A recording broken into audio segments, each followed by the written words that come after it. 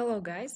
Бүгін ағылшын тілін нөлден бастап үйренудің екінші сабағы және біздің бүгінгі тақырып ол to be. To be'ді көп адамдар түсінбейді, себебі қазақ тілінде ондай грамматика жоқ. Бірақ ол ағылшын тілінің өзіндік ерекшелігі, бірақ мен сіздерге барынша оңай етіп түсіндіруге тырысамын. Дайын болсаңыздар, кеттік. To be.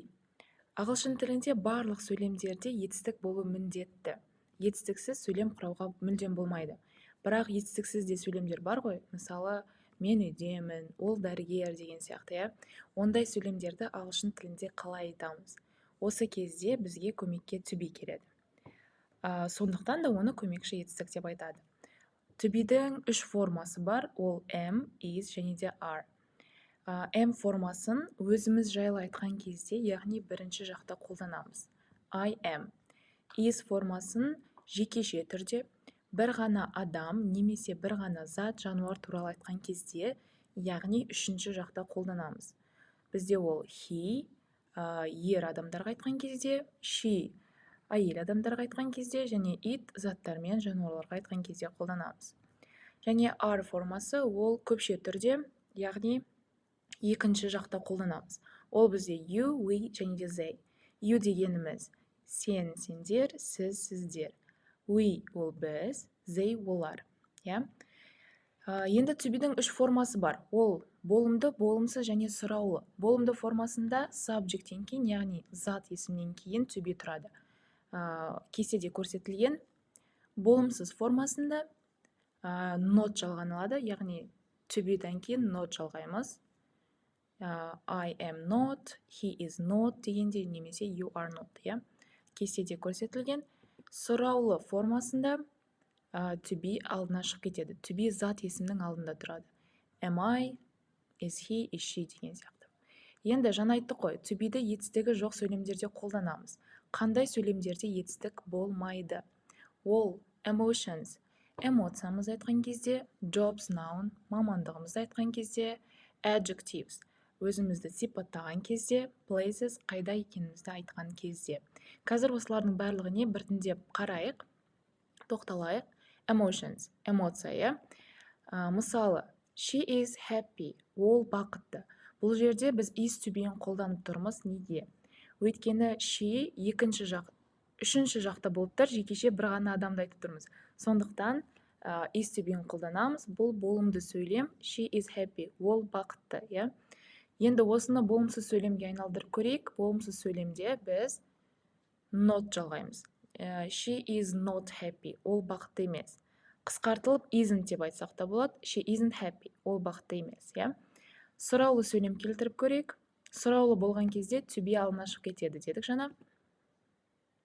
Is she happy, ол бақытты ма? To be алдына шығып тұр, көріп тұрғандарыңыздай. Is she happy, ол бақытты ма? Сұраққа жауап береміз. Я немесе жоқ. Я болған кезде yes, she is.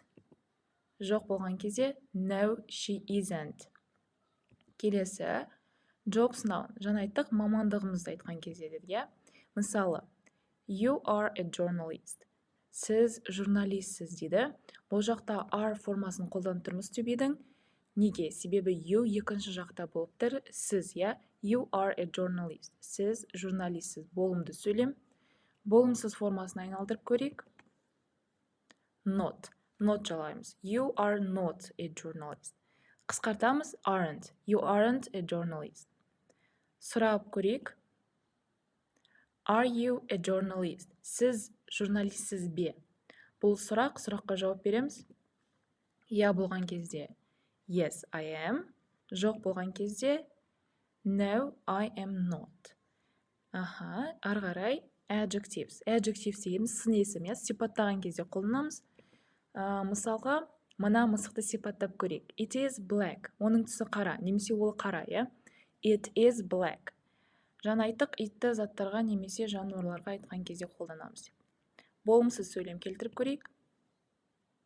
It isn't black. Оның түсі қара емес, немесе ол қара емес. Сұрақ қойып көрейік. Is it black? To be алдына шығып кетті, Is it black? Оның түсі қара ма? Сұрақ. Сұраққа жауап береміз. Я болса, yes, it is. Немесе жоқ, No, it isn't. Ары қарай келесі бізде places, жерлер, яғни қайда екенімізді айтқан кезде қолданамыз дедік. Мысалға, we are at school, біз мектептеміз. Бұл жақта we екінші жақта қолданып тұр, біз. Сондықтан біз are формасын қолданамыз to be-дің. We are at school, біз мектептеміз. Болымды сөйлем. Осыны болымсызға айналдырамыз. Болымсыз болған кезде not жалғаймыз деді, иә? We aren't at school, біз мектепте емеспіз. Сұраулы формасын айналдырып көрейік. Are we at school? Біз мектептеміз бе? Сұрақ. Біз мектептеміз бе? Сұраққа жауап. Yes, we are. Я деген сөз. Я біз мектептеміз, я? Немесе жоқ. No, we aren't. Жақсы. Осымен to be тақырыбы өз мәресіне жетті. Сіздерге барлығы түсінікті болды деген ойдамын. Қазір сабақты қорытындылай, кішкене практика жасап кетейік. Мұнда берілген сол жақтағы 10 сөйлемді to be-дің болымды формаларын қойып шығыңыздар, және оң жақта берілген 10 сөйлемге to be-дің болымсыз формаларын қойып шығыңыздар. Қазір видеоны пауза қойыңыздар, осыны істеңіздер, сонымен бірге тексереміз. Окей, жазап болды деп ойлаймын. Қазір бірге тексерейік жауабын. Жауаптарын тексеріп алыңыздар, guys. Барлығы дұрыс деп ойлаймын. Осымен біздің сабағымыз аяқталды. Келесі сабақта кездескенше.